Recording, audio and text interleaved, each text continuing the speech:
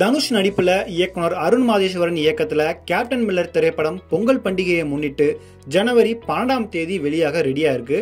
இந்த captain Miller படத்தினுடைய pre release event Nehru ஸ்டேடியம்ல நேற்று இரவு நடந்தது. இதுல தனுஷ், பிரியங்கா மோகன், சிவராஜ்குமார், சந்தீப் கிஷன், காளி வெங்கட், இயக்குனர் அருண் மாதேஸ்வரன், இசையமைப்பாளர் ஜி வி பிரகாஷ்குமார் மற்றும் இயக்குனர் மாரி செல்வராஜ், தனுஷின் சகோதரிகள் மற்றும் அவருடைய 2 மகன்களும் கலந்துக்கிட்டாங்க. இந்த நிகழ்ச்சியோட ஆரம்பத்திலேயே மறைந்த நடிகர்கள் கேப்டன் விஜயகாந்த் மற்றும் புனித் ராஜ்குமாருக்கு 1 நிமிடம் மௌன அஞ்சலி செலுத்தப்பட்டது. அதைத் தொடர்ந்து பேசிய மாரி செல்வராஜ், கர்ணன் படத்தை விட மாசான கதையை எடுத்துட்டு வர சொல்லியிருக்காரு தனுஷ். கேப்டன் மில்லர் படத்தை பார்க்கும்போது கொஞ்சம் பயமா இருக்கு. இதை விட பெட்டரான படத்தை பண்ணணும் அப்படிங்கிற ப்ரெஷர் இருக்கு. தூத்துக்குடியில வெள்ளம் வந்து அங்க போனப்ப எனக்கு ஃபோன் பண்ணி தனுஷ் விசாரிச்சு ஆறுதல் சொன்னாரு அப்படின்னு இயக்குனர் மாரி செல்வராஜ் பேசியிருந்தாரு.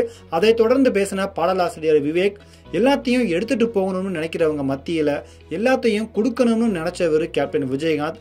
அவருக்கு வீர வணக்கம். சித்தா படத்துல வர்ற உனக்கு தான் பாடலை கொண்டாடிய ரசிகர்களுக்கு நன்றி அப்படின்னு அவர் பேசியிருந்தாரு. இந்த விழாவில் தனுஷ்க்கு அடுத்தபடியா அதிகம் எதிர்பார்க்கப்பட்டது சிவராஜ்குமார் தான்.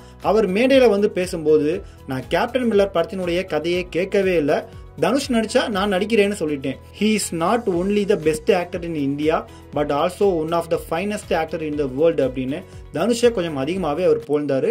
ஜெயிலர் படத்துக்கு நீங்க கொடுத்த அன்புக்கு ரொம்பவுமே நன்றி. அசுரன் படத்தை கன்னடத்தில் ரீமேக் பண்ண ஆசை அப்படின்னு சிவராஜ்குமார் பேசியிருந்தாரு.